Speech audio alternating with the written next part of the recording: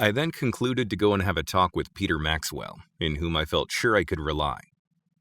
We had ridden to within a short distance of Maxwell's grounds when we found a man in camp and stopped.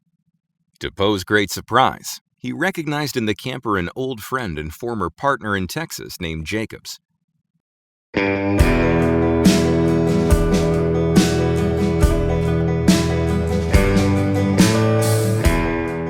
We unsettled here, got some coffee, and, on foot, entered an orchard which runs from this point down to a row of buildings, some of them occupied by Mexicans, not more than 60 yards from Maxwell's house. We approached these houses cautiously, and when within earshot, heard the sound of voices conversing in Spanish.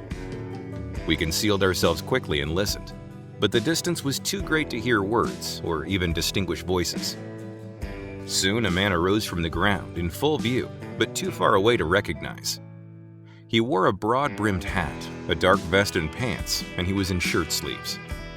With a few words, which felt like a murmur on our ears, he went to the fence, jumped it, and walked down towards Maxwell's house. Little as we then suspected it, the man was the kid. We learned subsequently that when he left his companions that night, he went to the house of a Mexican friend, pulled off his hat and boots, threw himself on a bed, and commenced reading a newspaper. He soon, however, hailed his friend, who was sleeping in the room, and told him to get up and make some coffee, adding, "Give me a butcher knife, and I'll go over to Pete's and get some beef. I'm hungry." The Mexican arose, handed him the knife, and the kid, hatless and in his stocking feet, started to Maxwell's, which was but a few steps distant. When the kid, by me unrecognized, left the orchard, I motioned to my companions, and we cautiously retreated a short distance, and to avoid the persons whom we had heard at the houses, took another route, approaching Maxwell's house from the opposite direction. When we reached the porch in front of the building, I left Poe and McKinney at the end of the porch, about 20 feet from the door of Pete's room, and went in. It was near midnight, and Pete was in bed. I walked to the head of the bed and sat down on it, beside him near the pillow. I asked him as to the whereabouts of the kid.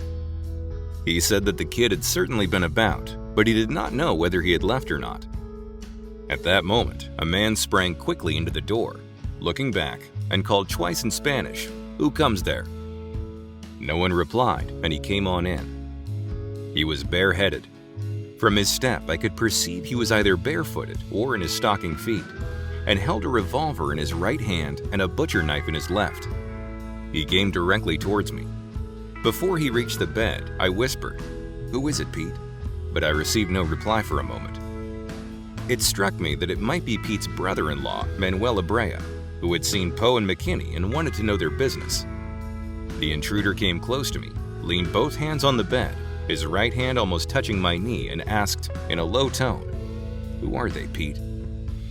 At the same instant, Maxwell whispered to me, "That's him." Simultaneously, the kid must have seen or felt the presence of a third person at the head of the bed. He raised quickly his pistol, a self-cocker, within a foot of my breast. Retreating rapidly across the room, he cried, "Quién es? Quién es? Who's that? Who's that?" All this occurred in a moment. Quickly as possible, I drew my revolver and fired, threw my body aside, and fired again. The second shot was useless. The kid fell dead. He never spoke.